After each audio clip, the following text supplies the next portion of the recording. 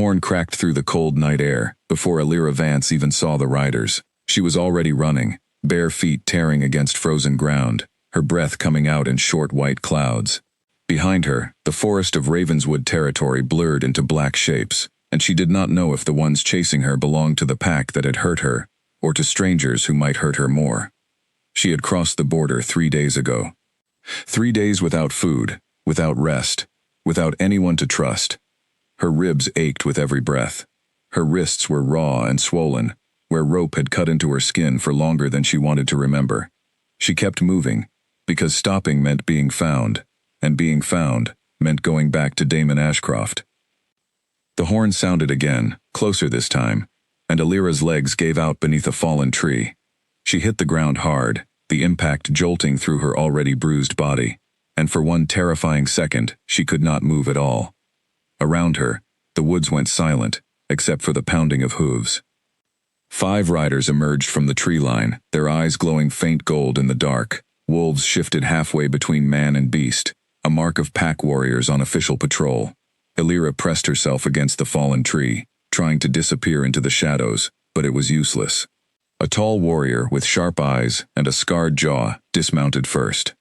"She's an Omega," he said, his voice carrying easily over the quiet. "Alone. No pack scent close by, except old faded marks, Ashcroft marks." Another rider, younger, with red hair pulled back tight, crouched beside her. "She's hurt bad, Owen. Look at her wrists." Alira flinched away from the touch, curling tighter into herself. Every instinct told her to run, but her body would not obey anymore. She had nothing left. "Easy," the younger one said, his tone gentler now. "We are not going to hurt you. But you are on Ravenswood land, and the king wants to know who crosses his border, especially uninvited." The king. Alira's stomach dropped. She had heard stories about the Alpha King of Ravenswood, about how ruthless he was said to be, how his enemies vanished and were never spoken of again. If the stories were even half true, walking into his territory might have been the worst decision she had made in a long line of desperate decisions. "Please," she whispered, her voice cracking from days of silence. "I did not mean to trespass. I will leave. I just need to keep moving." Owen studied her for a long moment, his sharp eyes taking in the bruises along her jaw, the dried blood at her temple, the way her arms wrapped protectively around her ribs. Something shifted in his expression, though his voice stayed hard. "You are not going anywhere on your own 2 feet tonight," he said. "Bring her." 2 of the warriors moved to lift her, and panic surged through Alira's chest, so violently that she nearly screamed. She twisted against their hold, kicking weakly, her mind flashing back to other hands that had grabbed her the same way, other voices that had promised she was safe, only to prove otherwise. But her strength had already left her hours ago, and within moments she was lifted onto the back of a horse in front of the red-haired warrior, who held her steady, with careful, deliberate gentleness. "You are safe now," he murmured, though she did not believe him. "My name is Finn. Nobody here is going to hurt you." She did not answer. She simply closed her eyes and let the darkness of exhaustion take her, because there was nothing else left to do. Ravenswood Hall rose out of the mountainside, like something carved from the bones of the earth itself, its stone towers catching the last silver light of the moon. Inside its great hall, Alpha King Cade Ashworth sat at the head of a long table, listening to his beta, Callum, list the numbers of grain stores for the coming winter. Cade's expression remained carved from the same unmoving stone as the walls around him. He was a king who ruled through discipline, not warmth, a king whose wolf had gone quiet and cold since the day his father died and left him a crown he had never asked to wear. The doors of the hall opened before Callum finished speaking, and Owen strode in, his boots leaving wet prints on the stone floor. Cade's eyes lifted, sharp and immediate. "Report," Cade said. His voice was low, even, the voice of a man who did not waste words. "We found someone crossing the eastern border, Your Majesty," Owen said. "An Omega, alone. She carries the old scent marks of the Ashcroft pack, though faded, as if she has been running for days." Cade's jaw tightened almost imperceptibly at the mention of Ashcroft. Damon Ashcroft had been a thorn in Ravenswood's side for years. a neighboring alpha whose ambitions stretched far beyond his own borders, and whose cruelty toward those under his rule was a poorly kept secret across the region. "Bring her to me," Cade said, and the words came out flat, automatic, the command of a king dealing with a matter of border security.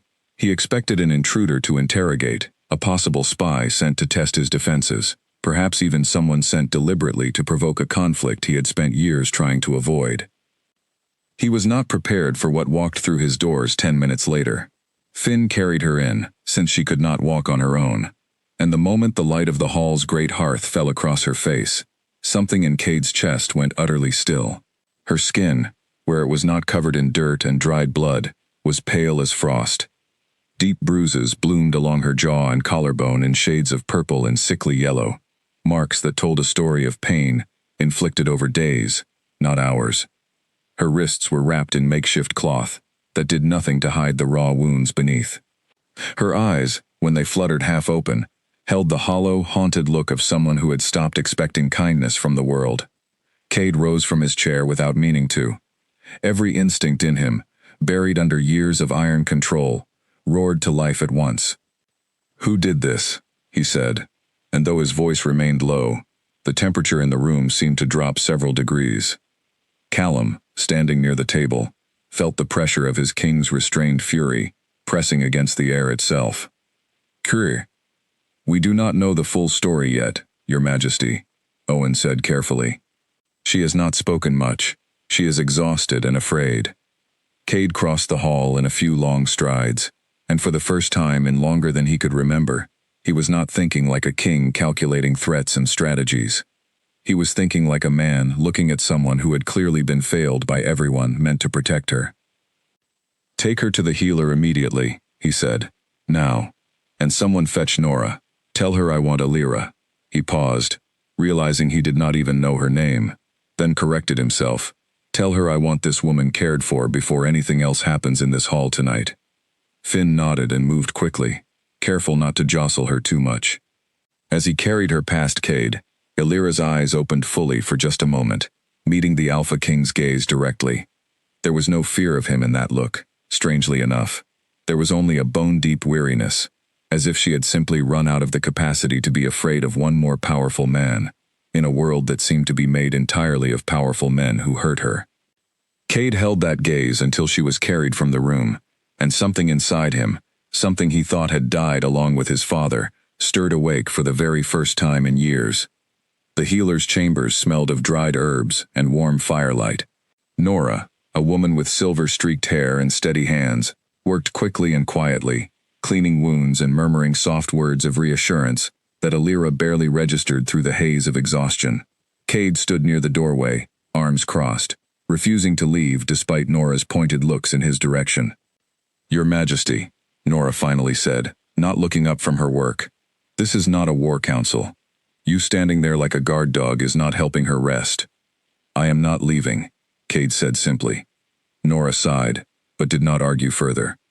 She had served the Ashworth family long enough to know when her king would not be moved. As Nora worked, more of the damage became clear.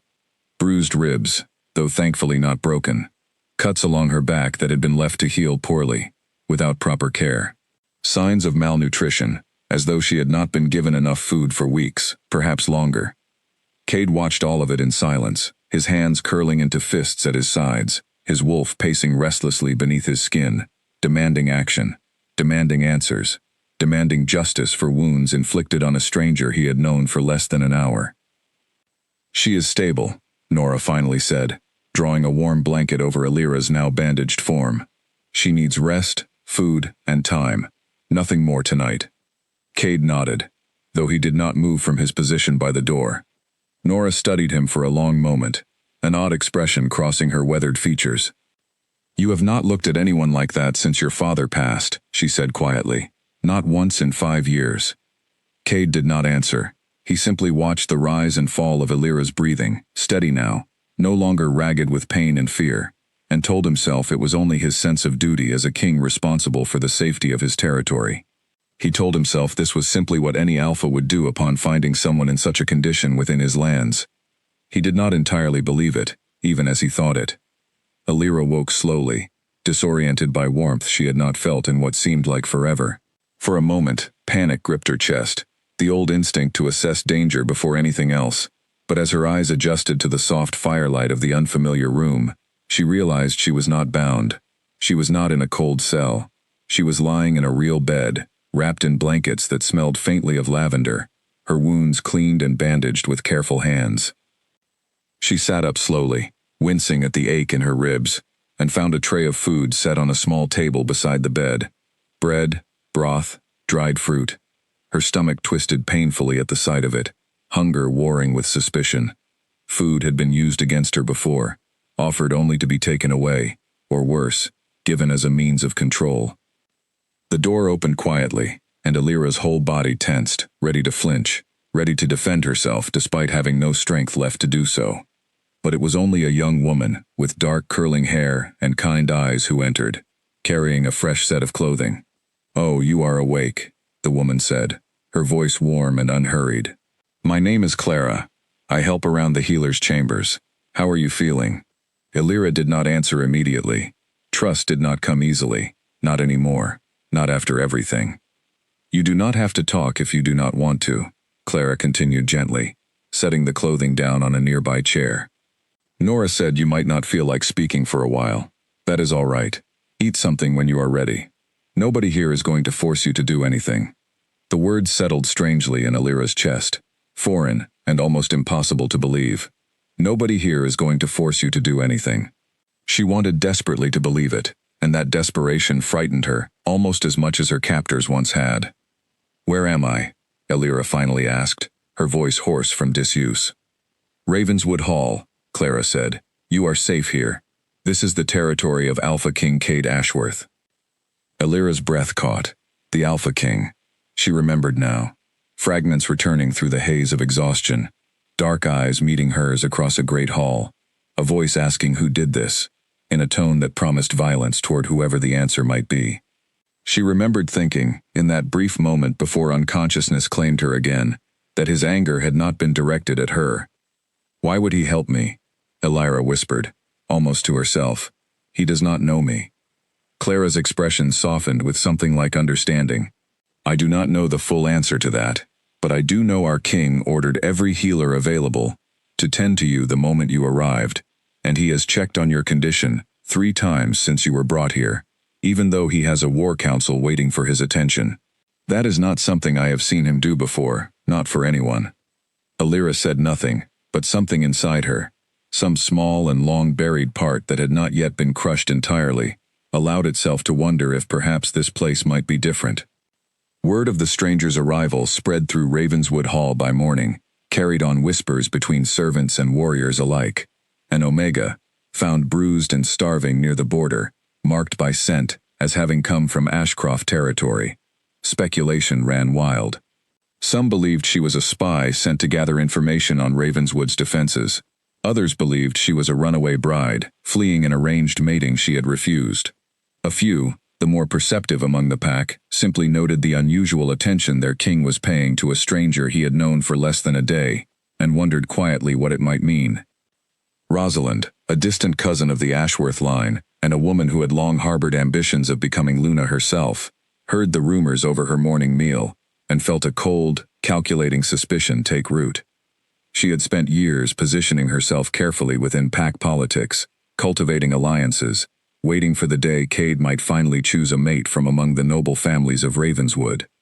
The idea that some bruised, nameless stranger from enemy territory might disrupt those carefully laid plans was not something she intended to allow without a fight. "An Omega from Ashcroft lands," she said to her companion at the table, her voice deceptively light. "How curious that our king would take such a personal interest in her recovery. I wonder what she could have that would earn such attention." Her companion, a young warrior named Victor, who had long admired Rosalind from a respectful distance, shifted uncomfortably. "The king is simply following his duty as protector of the territory, I would think."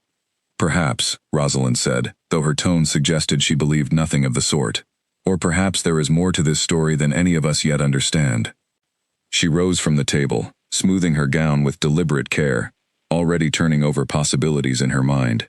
If this stranger truly mattered to Cade, she would need to know why. and more importantly, she would need to know how to remove her from the picture, before that interest grew into something far more difficult to undo.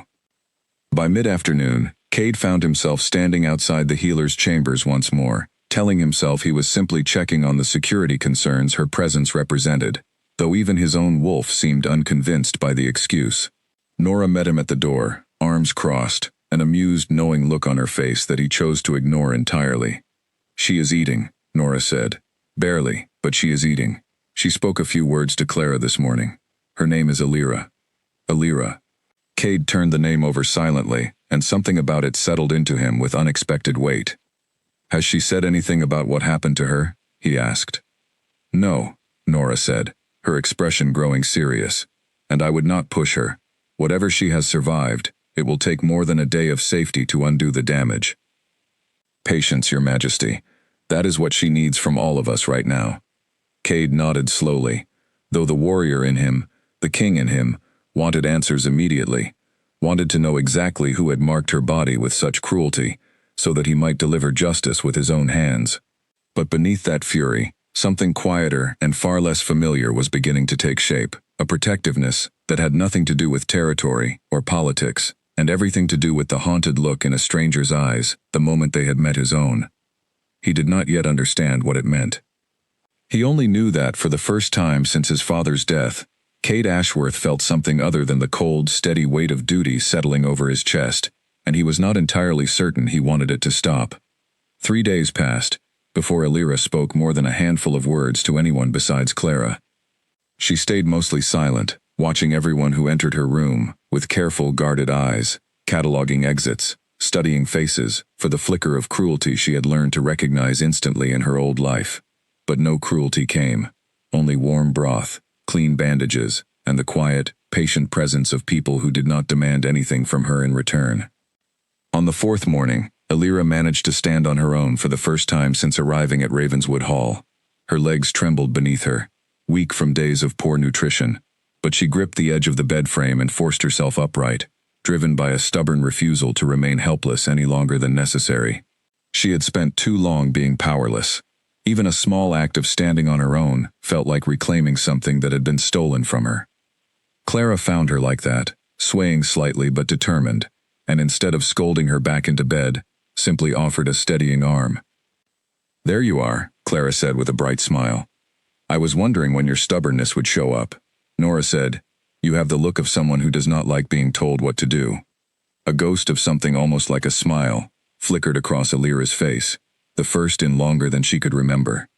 "I have had enough people telling me what to do," she admitted quietly. "I would like to decide things for myself again."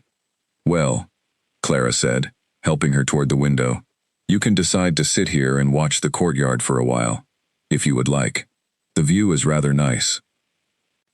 Alira allowed herself to be guided to a chair near the window, and for the first time since her arrival, she actually looked at her surroundings, rather than simply enduring them. Ravenswood Hall was carved from pale gray stone, its towers rising against a backdrop of pine-covered mountains. Below, in the courtyard, warriors trained in organized rows, their movements sharp and disciplined. It was nothing like the chaotic cruelty of Ashcroft's compound, where violence was unpredictable and often turned against those with no power to defend themselves. Her eyes found Cade among the warriors below, unmistakable even from a distance, moving through combat drills with a controlled intensity that spoke of years of discipline. She watched him for a long moment, remembering the fury in his voice the night she arrived, remembering that it had not been directed at her, remembering the way Clara had said, "Nobody here is going to force you to do anything." "He checks on you every day," Clara said, following her gaze. "Did you know that? Even when Nora tells him you are resting, and there is nothing new to report, he comes anyway." Alira said nothing, but something warm and unfamiliar stirred beneath the numbness that had settled over her heart these past months. She was not sure what to do with it, so she simply watched him train, and allowed herself, for just a moment, to feel something other than fear.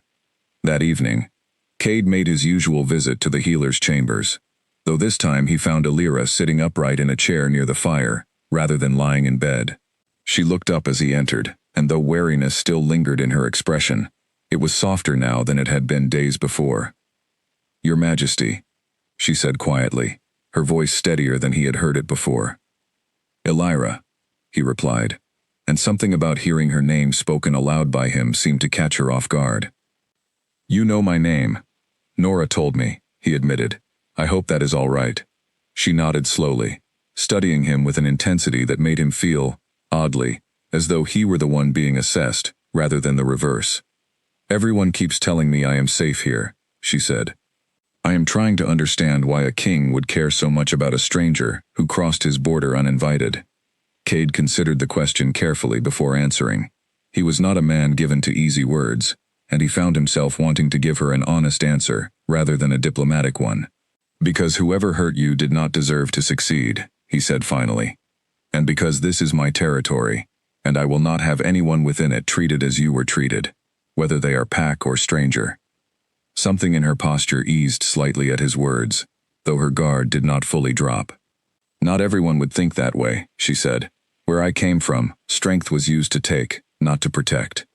"Then you were somewhere very different from here," Cade said, his voice low and steady. "I cannot undo what was done to you. But I can promise that nothing like it will happen again while you remain under my protection." Elira's eyes searched his face for a long moment, as if trying to determine whether such a promise could possibly be genuine. Whatever she found there seemed to satisfy some small part of her doubt, because for the first time since her arrival, she allowed herself to relax slightly in his presence. "Thank you," she said softly, "for not asking me to explain everything all at once." "You will tell me when you are ready," Cade said. "Not before." He left shortly after, and it was only once he was alone in the corridor outside that he allowed himself to acknowledge the strange, unfamiliar warmth spreading through his chest, a feeling he had not experienced in the 5 long years since he had taken the crown. He told himself it was simply satisfaction at having done right by someone in need. He was not yet ready to consider it might be something more. Over the following 2 weeks, Elira's strength slowly returned. The bruises along her jaw and ribs faded from deep purple to pale yellow-green, and eventually disappeared almost entirely. Her wrists healed, though thin white scars remained where the rope had cut deepest, a permanent reminder of what she had escaped. She began eating full meals without hesitation, sleeping through entire nights without waking in a cold sweat, and even laughing, quietly and rarely at first, at Clara's easy humor during their long afternoons together. She also began spending more time outside her chambers, walking slowly through the gardens with Clara at her side, learning the layout of Ravenswood Hall, meeting members of the pack who greeted her with cautious but genuine kindness. Finn, the red-haired warrior who had carried her in that first terrible night, made a habit of checking on her progress whenever his duties allowed, always with an easy grin and gentle teasing that helped put her at ease. "You are looking less like a ghost every day," he told her one afternoon, as they walked together near the training grounds. "Nora says you will be back to full strength within another few weeks." "I owe all of you more than I know how to repay," Elira said quietly, watching the warriors train in the distance. "You do not owe anyone anything," Finn said firmly. "What happened to you was not your fault, and here, we take care of our own." "I am not one of your own," Elira said, though the words came out softer than she intended, almost wistful. Finn's expression grew thoughtful. "You might be closer to that than you realize," he said, glancing meaningfully toward where Cade stood across the training yard, watching their conversation with an intensity he did not bother to hide. Elira followed his gaze, and when her eyes met Cade's across the distance, something passed between them, quiet and unspoken, a recognition neither of them yet had words for. Not everyone within Ravenswood Hall welcomed the changes taking place. Rosalind watched Elira's growing presence within the pack with mounting unease, her carefully constructed plans for securing her own position as Luna, feeling increasingly threatened with each passing day. She had spent years cultivating the right connections, ensuring her family's influence remained strong within the Ashworth court, waiting patiently for Cade to finally set aside his grief and consider a proper mating alliance. The idea that some nameless stranger, rescued off the road with no lineage, no pack standing, and no political value whatsoever, might steal that future from her was simply unacceptable. "She has bewitched him somehow," Rosalind said to Victor one evening, watching from a balcony as Cade escorted Elira personally through the eastern gardens, an unusual gesture of attention that had not gone unnoticed by the rest of the pack. "Look at him. The Alpha King, walking a servant through his private gardens, as though she were visiting nobility. Perhaps he simply feels responsible for her recovery, Victor offered carefully, though even he could see the shift in his king's demeanor these past weeks, a warmth returning to a man who had been cold and closed off since his father's death. Responsibility does not explain that look in his eyes, Rosalind said sharply. I have known Cade Ashworth since childhood. I have never seen him look at anyone the way he looks at her. Victor said nothing further, sensing the dangerous direction of Rosalind's thoughts, but unwilling to encourage them. Rosalind, however, had already begun turning over possibilities in her mind, considering how she might learn more about this Illyra Vance, where exactly she had truly come from, and whether there might be some way to use that information to ensure she did not remain within Ravenswood Hall for much longer. One evening, nearly 3 weeks after her arrival, Illyra found herself unable to sleep, her mind restless with memories she had spent weeks trying to keep buried. She slipped from her chambers quietly, wrapping a shawl around her shoulders, and made her way toward the gardens, drawn by the quiet solitude of the moonlit paths. She had not expected to find Cade already there, standing near a stone fountain, his expression distant and thoughtful in the pale silver light. He turned at the sound of her approach, and for a moment neither of them spoke, simply taking in the unexpected sight of one another beneath the open sky. I could not sleep, Illyra admitted, when the silence stretched too long to remain comfortable. Neither could I, Cade said. This is where I come when my thoughts grow too loud. She moved closer, drawn by something she could not quite name, and settled onto the edge of the fountain, letting her fingers trail through the cool water. Does that happen often? Your thoughts growing too loud? More often than I would like to admit, he said, a rare note of honesty in his voice. Being king is not simply about giving orders. It is about carrying the weight of every decision that affects thousands of lives, knowing that any mistake could cost people everything. Illyra studied him for a long moment, seeing past the composed, commanding exterior to something more vulnerable underneath, a burden he rarely allowed anyone to witness. That sounds lonely, she said softly. It has been, Cade admitted, meeting her gaze directly. Until recently. The words hung between them, weighted with meaning. Neither of them was quite ready to voice aloud. Illyra felt her heart quicken, an unfamiliar warmth spreading through her chest that had nothing to do with fear, and everything to do with the way he was looking at her, as though she mattered, as though her presence had changed something fundamental in his world. I should return to my chambers, she said finally, though she made no immediate move to leave. You do not have to, Cade said quietly, not unless you want to. She stayed. They sat together beside the fountain for a long while, speaking of small, ordinary things, the weather, the coming season, the way the stars looked different from this part of the territory than they had from her old home.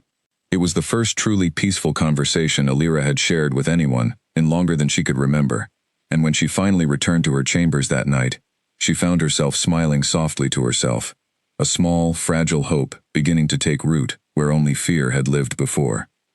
Neither of them yet understood what was beginning to grow between them, but something had shifted that night beneath the moonlit sky, quiet and undeniable, the first true stirring of a bond neither of them had expected to find. A month after her arrival at Ravenswood Hall, Illyra stood fully recovered in body, though the shadows of her past still lingered in quiet moments when she thought no one was watching. She had grown close to Clara, comfortable among the pack members who had welcomed her without question, and closer still to Cade, whose visits to her side had become a daily ritual neither of them bothered to explain or justify to anyone else. It was during the harvest moon, a night the pack celebrated each year with feasting and bonfires beneath the full silver light, that everything changed. Illyra stood at the edge of the celebration, watching the pack dance and laugh around the great bonfire, feeling for the first time in years as though she truly belonged somewhere. Cade found her there, offering a cup of warm spiced cider, his eyes reflecting the firelight as he studied her with an intensity that had grown more difficult to ignore with each passing week. You are not dancing, he observed. I do not know the steps, she admitted, a soft laugh escaping her, unfamiliar and bright. I never learned. Then allow me to teach you, Cade said, extending his hand. She hesitated only a moment before placing her hand in his, and the instant their skin touched, something extraordinary happened. A warmth surged up her arm, spreading through her entire body like sunlight breaking through winter clouds. And beneath that warmth, something deeper stirred, ancient and undeniable, a recognition that seemed to come from somewhere far beyond conscious thought. Cade's breath caught audibly. His eyes widened, gold flickering briefly at their edges as his wolf surged forward with sudden, overwhelming awareness. He knew that sensation. Every alpha knew that sensation, though few ever experienced it more than once in a lifetime, if at all. "You feel that," he said quietly, his voice rough with disbelief. Alira's hand trembled in his, her own eyes wide with shock and something that looked dangerously close to fear. "What is happening?" she whispered. "A bond," Cade said, barely able to believe the words as he spoke them. "A mate bond. I have never felt anything like this before, not once in my entire life." The music and laughter of the celebration faded into background noise as the two of them stood frozen beside the bonfire, hands still joined, the weight of the moment settling over them both.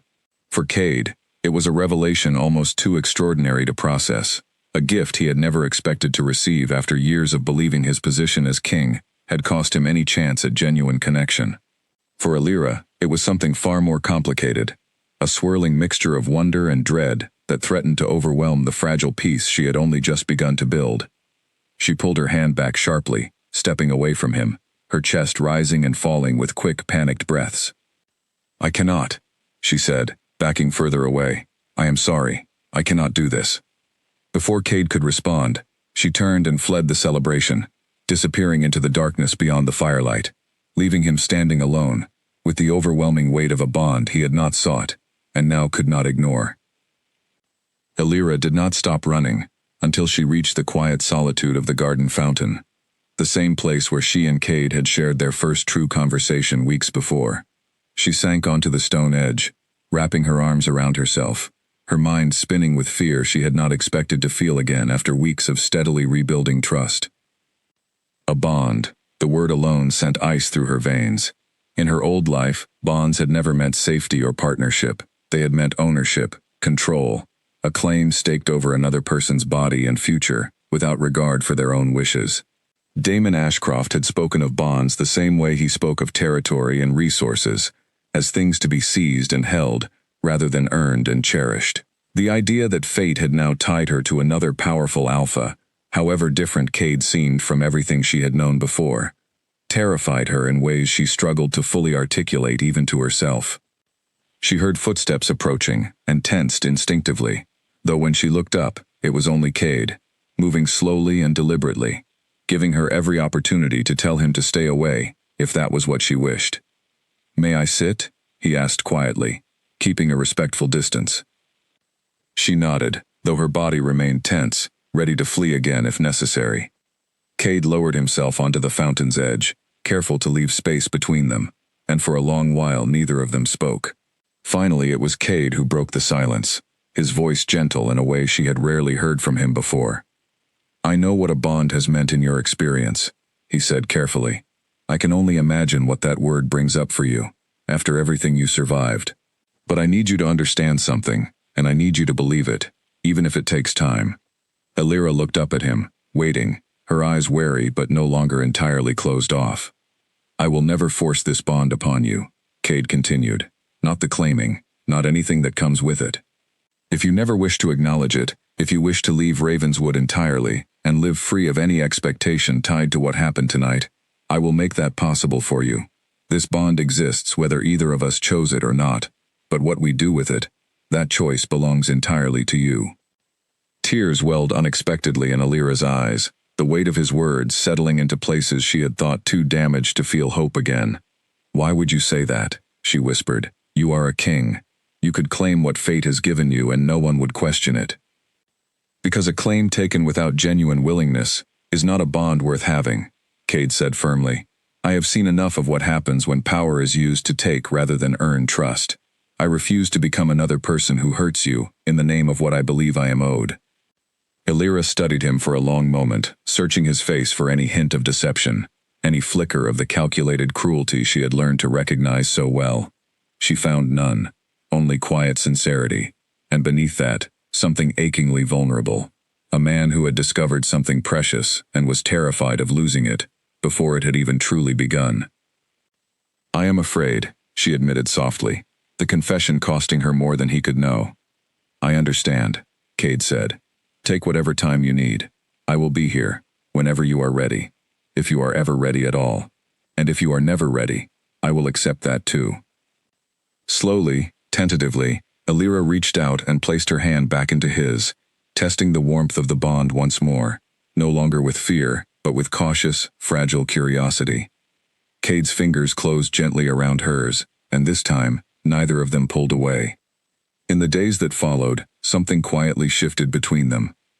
Alira did not speak openly of the bond, and Cade did not push her to acknowledge it beyond what she offered freely. But their connection deepened nonetheless, built not on the sudden magic of fate, but on the slow, steady foundation of trust, earned through patience and respect. They walked together each evening through the gardens, spoke of things both light and heavy, and slowly, Alira found herself sharing fragments of her past she had never spoken aloud to anyone before. She told him of her childhood in a small pack far from Ravenswood, of losing her parents young, and being taken in by relatives who saw her more as a burden than family. She told him of being sent to the Ashcroft pack as part of an arrangement she had no say in, promised as a future mate, to secure alliances that meant nothing to her personally. She told him of the growing cruelty she endured there, the isolation, the punishments delivered whenever she failed to meet impossible expectations, and finally, the desperate decision to run, rather than continue living under Damon Ashcroft's control any longer. Cade listened to every word without interruption, his hands clenched tightly at his sides as fury simmered beneath his controlled exterior, though he never once let that anger spill over onto her. When she finished, exhausted by the weight of finally speaking truths she had buried for so long, he simply reached out and took her hand, offering silent comfort rather than empty words. "You survived something no one should have had to endure," he said quietly, "and you did it with more strength than most warriors I have trained beside my entire life." "I do not feel strong," Alira admitted. "I feel like I am still running, even now, even here, where I am supposedly safe." "That takes time to unlearn," Cade said gently, "but you are not running alone anymore. Whatever you need, however long it takes, I am not going anywhere." For the first time since arriving at Ravenswood, Alira allowed herself to lean into that promise fully, resting her head against his shoulder as they sat together beneath the stars, the bond between them humming quietly beneath the surface, patient and unhurried, waiting for the day she might finally be ready to claim it as her own. Neither of them noticed the figure watching from a distant window. Rosalind's eyes narrowed with cold calculation as she observed the growing closeness between her king and the stranger who threatened everything she had worked so carefully to secure. Whatever this bond between them might be, Rosalind decided in that moment she would find a way to break it before it could take root any deeper. Rosalind wasted no time acting on her suspicions. Within days, she had sent quiet inquiries through trusted contacts who maintained connections across pack territories, seeking any information available on the mysterious woman who had captured the Alpha King's attention so completely. It did not take long for word to return, and what she learned was more useful than she had dared hope. Alira Vance had indeed come from Ashcroft territory, and more importantly, she had been promised, however unofficially, as a future mate to Alpha Damon Ashcroft himself before her escape. If that connection became widely known, particularly the fact that she had fled rather than fulfill an arrangement still technically recognized under old pack law, it would create exactly the kind of political complication Rosalind needed to drive a wedge between Cade and the woman threatening her own ambitions. She brought her findings not to Cade directly, but to the Pack Council, framing her concerns carefully as matters of security and diplomatic consequence rather than personal jealousy. "I raise this only out of concern for Ravenswood's stability," Rosalind said during the next council session, her voice measured and reasonable as she addressed the assembled elders. "This woman our king has taken such personal interest in was, by all accounts, promised to Alpha Ashcroft. If he learns she resides here under our king's protection, we may find ourselves facing consequences far beyond a simple border dispute." Edmund, the eldest member of the council, and a man who had served 3 generations of Ashworth kings, frowned deeply at this news. "Are you suggesting we return her to Ashcroft's territory to avoid conflict?" I am suggesting only that our king should be fully informed of the political weight this situation carries, Rosalind said carefully, before matters progress any further than they already have. Cade, seated at the head of the council table, felt his jaw tighten at the implication threaded carefully through Rosalind's words. He had suspected for some time that Elira's past connected to Ashcroft more directly than simple border proximity, though he had chosen not to press her for details she was not yet ready to share. Elira will not be returned to that man, under any circumstance, Cade said, his voice carrying an edge of finality that discouraged further argument. Whatever arrangement Ashcroft believes still stands between them, was made without her consent, and holds no legitimacy in my eyes, or under any law I recognize as fair. With respect, Your Majesty, Rosalind pressed, Old Pack law does recognize such arrangements, whether we personally agree with them or not. Ashcroft may use this as justification to escalate matters beyond simple diplomatic pressure. Then let him try, Cade said, his eyes hardening. Ravenswood has never bent to threats, and we will not begin now. The council session ended with tension still hanging thick in the air, and though Cade remained resolute in his position, Rosalind left the chamber with quiet satisfaction. She had planted the seed of doubt she needed, and it would not take much more effort to ensure that seed grew into something far more difficult to ignore. That evening, Cade found Elira in the gardens as usual, though her expression shifted the moment she saw the tension lingering in his features. "What happened?" she asked immediately, setting aside the book she had been reading. Cade hesitated, unwilling to burden her with council politics, but he had promised himself weeks ago that he would not keep secrets from her the way others in her life once had. "Word of your presence here has reached beyond our borders," he said carefully. "Some among my council believe Ashcroft may learn of your location and attempt to reclaim what he considers his right to you." Elira went pale, her hands trembling slightly as old fears resurfaced with sudden force. "He will not simply let this go," she said quietly. "Damon does not tolerate losing what he considers his property, and he certainly will not tolerate a rival king protecting someone he views as his rightful mate. You are not his property," Cade said firmly, "and you are not his mate. Whatever arrangement existed between your family and his was made without your voice in the matter, and it holds no true weight. Old Pack law may say otherwise," Elira said, echoing Rosalind's earlier words without knowing their source. "I have seen what Damon does to protect what he believes belongs to him. He will not simply accept my refusal quietly." Cade reached for her hands, steadying their trembling with his own calm certainty. "I will not let him take you," he said. "Whatever comes, whatever threats he makes, you are under my protection now, and that protection does not waver, because of old arrangements made without your consent." Elira searched his face, finding nothing but unwavering resolve, and slowly, some of the panic in her chest began to settle. "I do not want war brought upon your people because of me," she said softly. "I have already cost so many people so much. I could not bear being the reason Ravenswood suffers." "You are not the cause of any conflict Ashcroft might bring," Cade said. "He is the cause, through his own cruelty and refusal to accept that people are not possessions to be claimed and controlled. If war comes, it will not be because you sought refuge here. It will be because a man cannot accept losing what was never truly his to begin with." Elira nodded slowly, though the fear did not entirely leave her eyes. She had seen firsthand what Damon Ashcroft was capable of when denied what he wanted, and the thought of that cruelty turned against the pack that had shown her nothing but kindness weighed heavily on her conscience, even as Cade's steady presence offered what comfort it could. 2 weeks later, the threat Rosalind had warned of became reality. A rider bearing Ashcroft's colors arrived at Ravenswood's border, requesting formal audience with the Alpha King on a matter of, as the messenger phrased it, returning stolen property to its rightful owner. Cade received the emissary in the Great Hall, flanked by Callum and several senior warriors, his expression carved from stone as the Ashcroft representative. A sharp-faced man named Gideon, who served as Damon's chief enforcer, delivered his message with barely concealed arrogance. "Alpha Ashcroft demands the immediate return of Elira Vance," Gideon announced, his voice echoing through the hall. She was promised to him under formal arrangement with her family, and her flight from his territory constitutes a breach of that agreement. He is prepared to consider this matter resolved peacefully if she is returned within the week. And if she is not returned, Cade said, his voice dangerously calm. Gideon's lips curled into a thin smile. Then Alpha Ashcroft will consider Ravenswood's harboring of stolen property an act of hostility, and will respond accordingly. A murmur rippled through the assembled warriors at the implied threat of war, but Cade remained unmoved, his gaze fixed coldly on the emissary before him. Illyra Vance is not property, Cade said, and she will not be returned to a man who inflicted the kind of cruelty upon her that I have personally witnessed evidence of with my own eyes.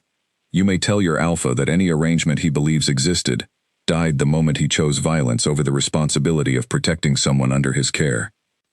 That is your final answer, Your Majesty? Gideon asked, his expression darkening. It is, Cade said, and it will remain my final answer, regardless of what threats follow. Gideon studied the king for a long moment, then bowed with mocking formality. Then I will deliver your message. I hope, for the sake of your people, that you understand the consequences of the war you are choosing to invite. As Gideon departed, tension settled heavily over the great hall, warriors exchanging uneasy glances at the very real possibility of conflict now looming on the horizon. Cade remained composed outwardly, but inwardly, the weight of the decision he had just made pressed heavily against him. He had not hesitated in refusing Ashcroft's demand, not for a single moment, but he understood clearly the cost that refusal might bring upon his people. Illyra, who had watched the entire exchange from a hidden alcove overlooking the hall, felt her chest tighten with guilt and fear so overwhelming it nearly stole the breath from her lungs. She had known this day might come, had feared it every night since arriving at Ravenswood, but hearing it confirmed so plainly, hearing the explicit threat of war spoken aloud within the hall that had become her sanctuary, broke something loose inside her that she had been holding together through sheer will alone. She found Cade later that evening in his private study, staring at a map of the surrounding territories with an expression of grim calculation. You should have given me to him, she said quietly from the doorway, her voice trembling with barely restrained emotion. Cade looked up sharply. Do not say that. I mean it, Illyra continued, stepping into the room despite her shaking hands. I have already caused you enough trouble simply by existing within your borders. I will not be the reason your people suffer through a war that serves no purpose beyond one man's wounded pride. This is not about pride, Cade said, rising from his desk and crossing to stand before her. This is about refusing to hand a person over to someone who has already proven exactly what kind of monster he is. I will not undo that decision, Illyra, not for anything. Then let me leave, Illyra said desperately. Let me go somewhere far from here, somewhere Ashcroft cannot trace back to Ravenswood. If I am gone, there is no reason for him to bring conflict against your people.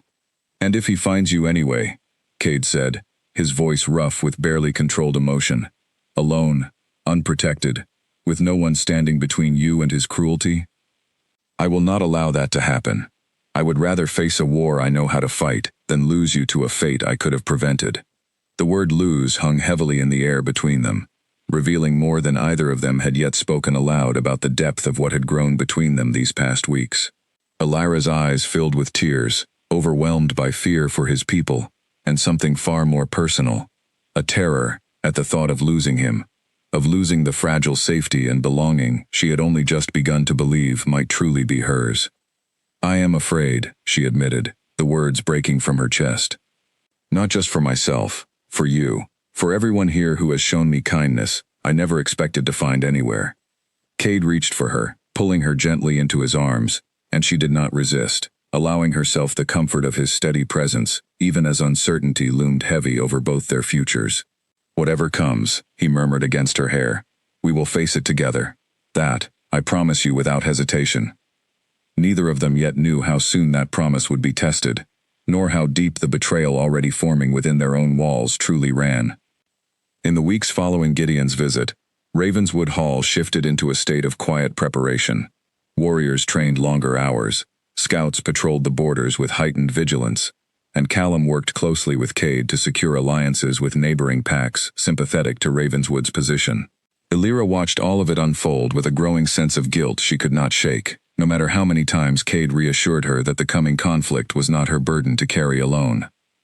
Rosalind, meanwhile, saw opportunity in the chaos. With the pack's attention fixed on the looming threat from Ashcroft territory, she found it easier than expected to move through the halls unnoticed. gathering information, cultivating whispers of doubt among council members, who worried that their king's personal attachment to Alira might be clouding his judgment regarding the true costs of the coming war. "I only wish to understand," Rosalind said carefully to Edmund one afternoon, her tone laced with false concern, "whether our king's decisions are being made with Ravenswood's best interests in mind, or whether personal feelings have begun to outweigh sound strategy." Edmund, though loyal to Cade, could not entirely dismiss the question.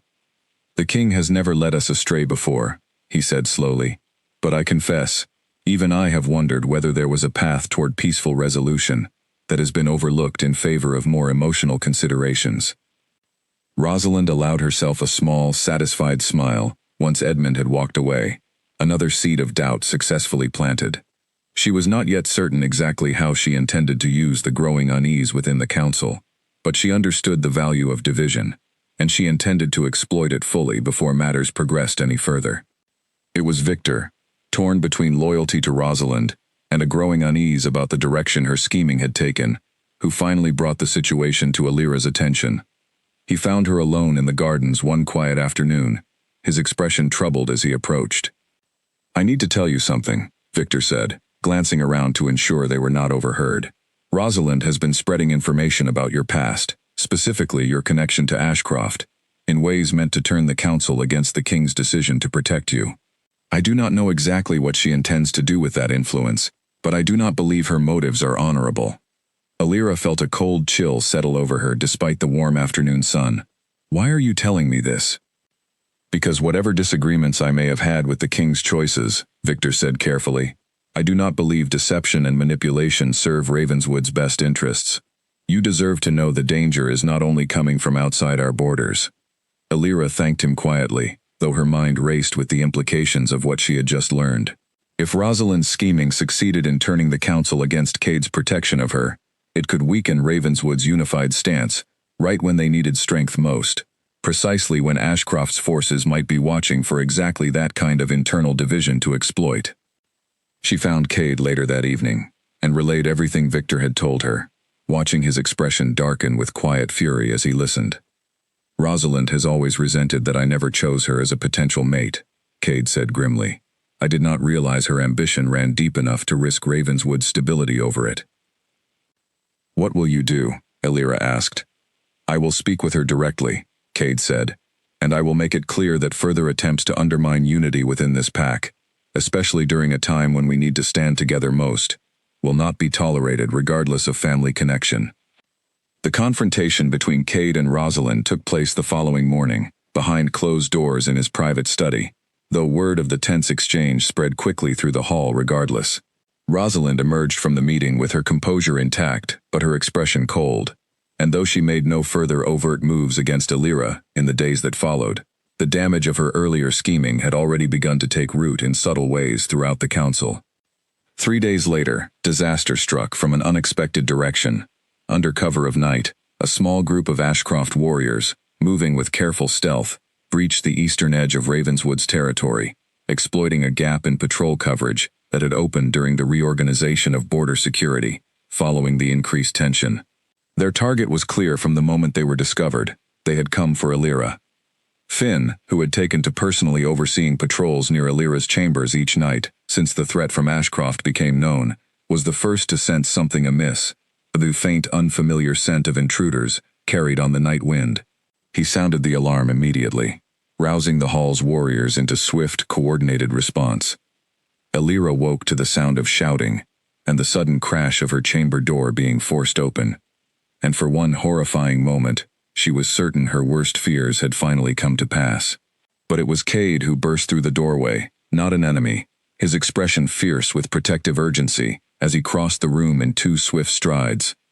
"We need to move, now," he said, pulling her from the bed and shielding her body with his own, as sounds of conflict echoed from elsewhere in the hall. "What is happening?" Alira gasped, her heart pounding with terror. "Ashcroft's warriors breached the border," Cade said grimly, guiding her quickly toward a hidden passage built into the walls of the royal chambers, a secret escape route known only to the Ashworth family and their most trusted guards. "They came for you. I will not let them succeed."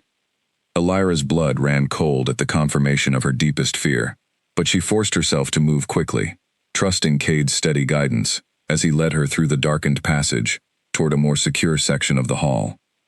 Behind them, the sounds of battle grew louder, the clash of warriors defending their territory against the intruders who had dared to breach it.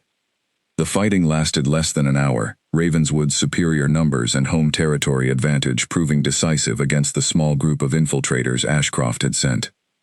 By the time the sun rose over the mountains, the intruders had been captured or driven back across the border, and Ravenswood Hall stood secure once more, though shaken by how close the attempt had come to succeeding. Cade found Elira in the secure chamber where he had left her, curled tightly on a narrow bed, her arms wrapped around her knees, in a posture that reminded him painfully of the broken, frightened woman his warriors had first carried into his hall weeks before.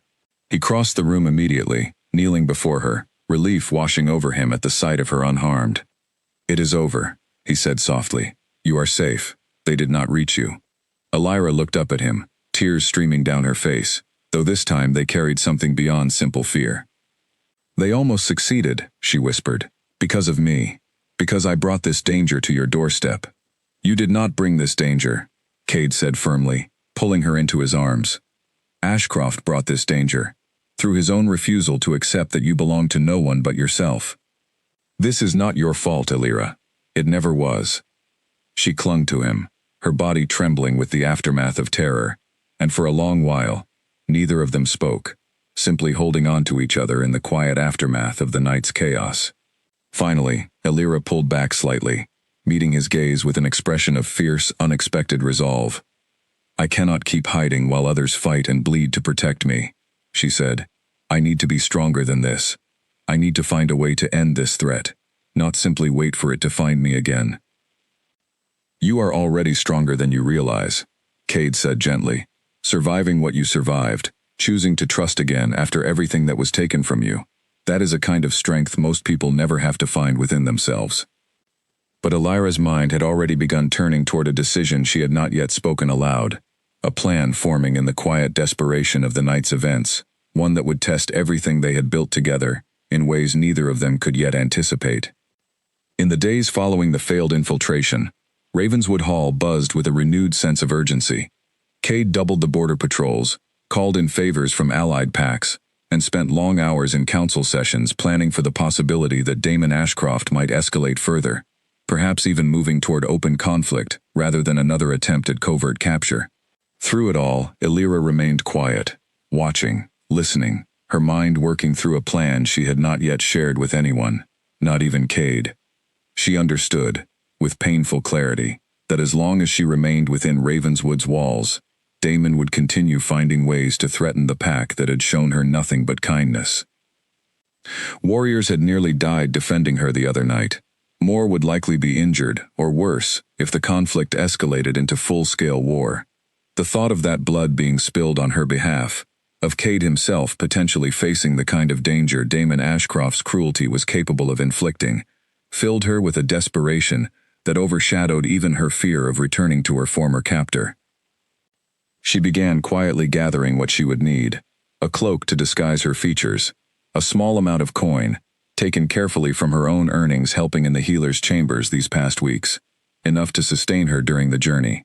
She told herself it was the only way to truly end the threat, that if she returned to Damon willingly, perhaps she could negotiate some measure of peace, could ensure Ravenswood remained untouched by the consequences of her escape. She did not allow herself to think too deeply about what awaited her upon return. She only thought of Cade's face, of Finn's easy laughter, of Clara's warm kindness, of an entire pack that had given her safety when she had nothing left to offer in return, and told herself that repaying that kindness meant ensuring they never had to pay a price for it. Clara noticed the change in Elira's demeanor first, a quiet, resigned distance that had not been present even during the darkest days of her initial recovery. She mentioned her concerns to Finn during a quiet moment in the kitchens, unable to shake the feeling that something significant weighed on Elira's mind. "She has been different since the attack," Clara said, worry creasing her brow, quieter, like she is somewhere else entirely, even when she is standing right in front of you. Finn frowned thoughtfully. "I noticed it too." I assumed it was simply fear, after what happened, but perhaps it is something more. Neither of them acted immediately on their suspicions, though both resolved to watch more closely, a decision that would prove critical in the days that followed. Alira chose to make her move 3 nights later, during a period when Cade would be occupied late into the evening, with a council session addressing final preparations for the possibility of open conflict. She left a letter on her bed, carefully worded, explaining her decision and asking that no one follow, that this was the only way she knew to protect the people who had given her more kindness than she had ever known before. She slipped from Ravenswood Hall through a servant's passage she had learned about during her recovery, moving quickly and quietly through the darkened corridors, her heart pounding with a mixture of terror and grim determination. By the time she reached the outer gates, the guards on duty, distracted by preparations for the coming days, did not notice the cloaked figure slipping past their posts and into the surrounding forest beyond. She had been walking for nearly 2 hours, following the same border paths that had first led her to Ravenswood weeks before, when Clara discovered the letter during a routine check of Alira's chambers. Her blood ran cold as she read the words, and she immediately rushed to find Finn, who took one look at the letter before sprinting toward the council chambers without hesitation. Cade was mid-sentence, addressing strategic concerns with his assembled advisors, when Finn burst through the doors, breathless and pale with urgency. "Your Majesty," Finn gasped. "Alira is gone. She left a letter. She has gone to surrender herself to Ashcroft." The council chamber fell into stunned silence, but Cade was already moving, every trace of composed royal authority replaced by raw, desperate urgency. He snatched the letter from Finn's outstretched hand, reading through Alira's careful, resolved words in a matter of seconds, his chest tightening with a fear more powerful than anything he had experienced, even during the height of the earlier attack. "Assemble the fastest riders," Cade ordered, his voice sharp with command. "Now, we ride within minutes." Alira moved steadily through the dark forest, following the border paths with grim determination, her mind fixed firmly on the decision she had made, despite the fear coiling tightly in her chest. She told herself repeatedly that this was the only way, that Ravenswood's safety depended on removing the reason for conflict entirely, no matter what personal cost it demanded of her. She had nearly reached the boundary marker separating Ravenswood territory from the contested lands beyond, when the sound of hoofbeats thundering through the darkness reached her ears. For one terrified moment she believed Ashcroft's warriors had come to intercept her early, but as the riders drew closer, she recognized Cade's unmistakable silhouette leading the charge, his expression fierce with an urgency she had never witnessed from him before. He reined his horse to a stop before her, dismounting in a single fluid motion before crossing the remaining distance between them in swift, purposeful strides. "What are you doing?" he demanded, though his voice trembled with something far more vulnerable than anger. "Ending this," Alira said, though her resolve wavered visibly at the sight of him, at the raw fear evident in his eyes. "I cannot let more of your people risk their lives protecting me. If I return to Damon willingly, perhaps he will accept that as enough to end the threat against Ravenswood." "Do you truly believe that man, capable of accepting anything peacefully?" Cade said, his voice breaking with barely restrained emotion. "He will not simply let this go, because you offer yourself up as a sacrifice. He will use you as leverage, as a trophy proving his dominance over a rival king, and I will lose you regardless of whatever peace you imagine this purchases for my people. I cannot watch more warriors die because of me," Alira said, tears streaming freely down her face now. "I cannot watch you risk everything for someone who brought nothing but danger into your life." Cade closed the remaining distance between them, cupping her face gently in his hands, forcing her to meet his eyes directly. "You did not bring danger into my life," he said fiercely. "You brought the first genuine happiness I have known since my father died. You brought purpose beyond simple duty. I would rather face 1,000 wars than lose what we have built together. Alira, please, do not ask me to accept losing you instead." The words shattered something fragile within her resolve, months of carefully built walls crumbling beneath the weight of his desperate honesty. She collapsed against him, sobbing, all the fear and guilt and desperate love she had been carrying finally breaking free. "I am so afraid," she whispered against his chest. "I know," Cade murmured, holding her tightly. "I am afraid too. But we face this together, whatever comes. That was always the promise, and it remains the promise now." As they stood together in the quiet darkness, the sound of additional movement reached them from further along the border, and both of them tensed instinctively. A moment later, a group of figures emerged from the tree line, moving with the deliberate, coordinated precision of trained warriors, and Alira's blood ran cold as she recognized Gideon leading them. His expression twisted into a satisfied, predatory smile. "How convenient," Gideon said, his voice carrying easily through the still night air. "It seems our target has walked directly into our path, sparing us the trouble of a difficult retrieval." Cade positioned himself immediately between Alira and the approaching warriors, his own escort of riders quickly closing ranks around them both. Though the numbers, Alira realized with growing dread, favored Ashcroft's forces significantly. "You are trespassing on Ravenswood territory," Cade said coldly, his voice carrying the full weight of royal authority, despite the danger closing in around them. "Leave now, or face the consequences of that trespass." "Alpha Ashcroft grows tired of waiting for what belongs to him," Gideon replied, his hand resting meaningfully on the hilt of his blade. "We were prepared to wait for a more opportune moment to reclaim her, but since she has so kindly delivered herself directly into our path, I see no reason to delay further." The tension in the clearing stretched taut as a drawn bowstring, both sides poised on the edge of violence, and Alira felt Cade's body coil with readiness beside her, every instinct in him prepared to fight to the last breath, rather than allow Ashcroft's warriors to take her. Whatever happened next would determine far more than simply her fate, she realized with dawning clarity. It would determine the future of two territories, the lives of everyone who called Ravenswood home, and the fragile, precious bond she had only just begun to fully embrace. The standoff held for only a heartbeat longer, before Gideon gave a sharp signal, and Ashcroft's warriors surged forward. Cade's riders met them instantly, steel meeting steel in the darkness, the clearing erupting into chaos as both sides clashed with fierce, desperate intensity. Cade kept himself firmly between Alira and the fighting, his focus split between defending against attackers and shielding her from harm, though the sheer number of Ashcroft's warriors made the effort increasingly difficult. Alira, watching warriors fight and fall around her on both sides, felt something inside her shift from paralyzing fear into fierce, burning resolve. She had spent months believing herself powerless, a victim to be protected rather than a person capable of shaping her own fate. But watching Cade fight to defend her, watching his warriors risk everything because they believed she deserved that protection, something in her refused to remain merely a bystander to her own rescue any longer. She spotted a fallen warrior's blade lying discarded nearby, and moved quickly, snatching it up despite Cade's sharp warning shout from across the clearing.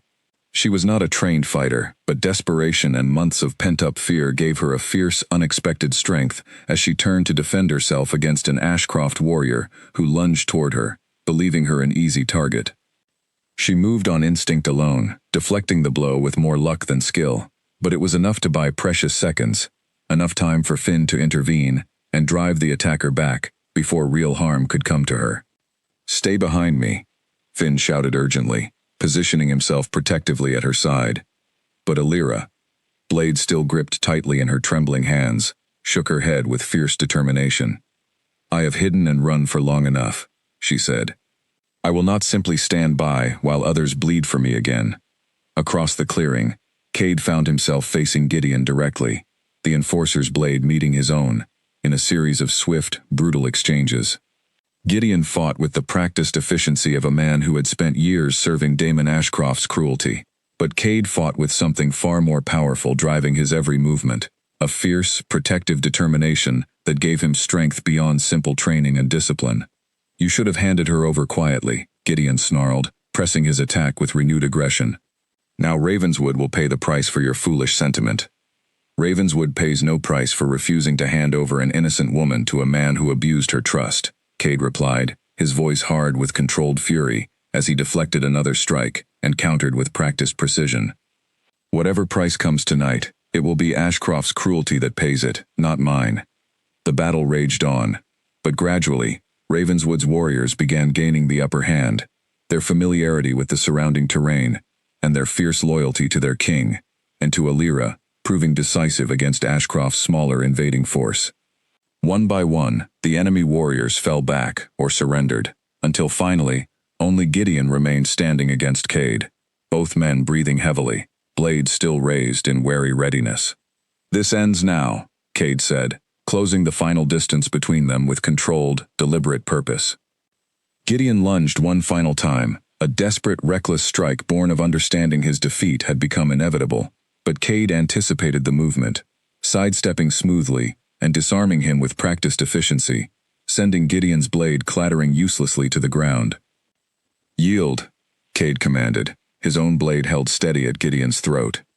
Gideon, recognizing the futility of continued resistance, slowly raised his hands in surrender, his expression twisted with bitter acceptance of defeat. With the immediate threat neutralized, the surviving Ashcroft warriors were quickly rounded up and secured by Ravenswood's forces, and an uneasy quiet settled over the clearing as the sounds of battle finally faded. Cade turned immediately to search for Alira, his heart still pounding with residual fear from the chaos of the fight, and found her standing with Finn nearby, unharmed but visibly shaken, the discarded blade still clutched loosely in her hand. He crossed the distance quickly, pulling her into his arms without hesitation, relief flooding through him at finding her safe. "You are all right," he murmured against her hair, his voice rough with emotion. "You are safe." "I fought," Alira said, still slightly stunned by her own actions, though a fierce, unfamiliar pride was beginning to replace the shock. "I actually fought back." "You did more than that," Cade said, pulling back slightly to meet her eyes. "You proved something to yourself tonight that I hope you never forget. You are not merely someone who survives what happens to her. You are someone capable of standing and fighting for the life you choose to build." Gideon, secured nearby under guard, watched the exchange with grim resignation. "Alpha Ashcroft will not accept this defeat quietly," he warned. "He will retaliate, regardless of tonight's outcome. Then he will find Ravenswood ready and united against whatever he attempts," Cade replied firmly. "But you may tell him, when you return with this message of failure, that Alira Vance belongs to no one but herself, and any further attempt to claim otherwise will be met with the same resolve he witnessed here tonight." The journey back to Ravenswood Hall passed in relative quiet, the exhaustion of the night's events settling heavily over the returning riders. Alira rode close beside Cade, her hand resting securely in his, the fear that had driven her desperate flight, replaced now with something steadier, a growing recognition of her own strength, and the genuine safety she had found within Ravenswood's walls, and within the bond she shared with its king. Word of the confrontation and its resolution spread quickly through the pack upon their return, and by the following morning, the mood throughout Ravenswood Hall had shifted noticeably. The immediate threat from Ashcroft had been decisively repelled, and while tension regarding future retaliation remained, there was also a renewed sense of unity and purpose among the pack, strengthened by witnessing their king's fierce dedication to protecting someone he clearly considered essential to his own happiness and future. Even Rosalind, watching the pack's warm reception of Alira in the days that followed, found herself reconsidering the wisdom of continued opposition. Whatever personal ambitions she had once harbored regarding her own position within Ravenswood's future, it had become increasingly clear that Cade's bond with Alira represented something far more powerful than simple infatuation. A connection forged through genuine trust, sacrifice, and mutual protection that no amount of political maneuvering could hope to undo. 3 weeks after the confrontation at the border, Ravenswood Hall gathered once more beneath the light of a full moon, though this time the occasion carried none of the fear and uncertainty that had shadowed the pack in recent months.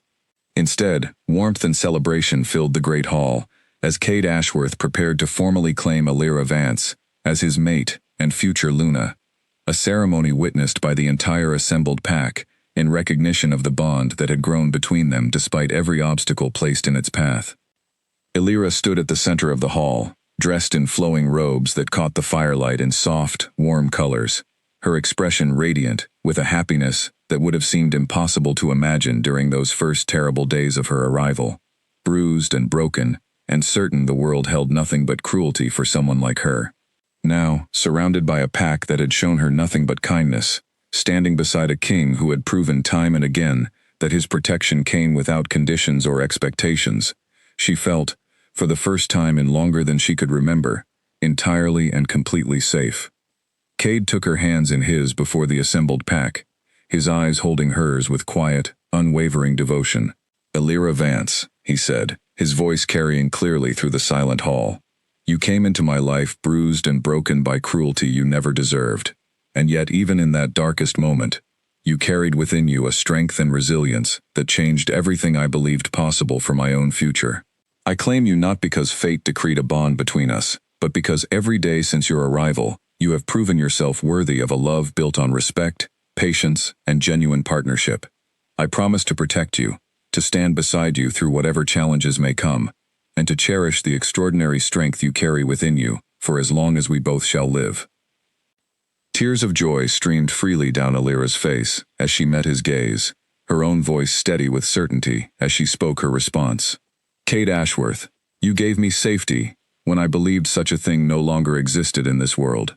You gave me patience when I needed time to heal, and strength when I needed courage to fight for the life I deserved.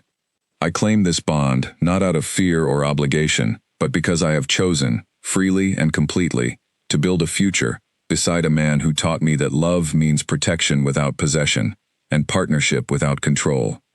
I promise to stand beside you always, as your equal, your partner, and your mate. As the pack erupted into joyful celebration around them, Cade pulled Alira close, sealing their bond with a promise sealed not through force or fate alone, but through genuine, hard-won love, built upon mutual respect and unwavering devotion. The broken, frightened woman, who had once fled through darkened forests, certain the world held nothing but cruelty and danger, had found not only safety, but a true home, and a king who had proven, through every difficult trial they faced together, that some bonds were worth every sacrifice required to protect them. Outside the hall, the full moon shone down over Ravenswood territory, silver light spilling across mountains and forests that had once represented nothing but danger to a desperate, fleeing stranger, and now represented something far greater: home, safety, and a love strong enough to weather any storm that dared to challenge it.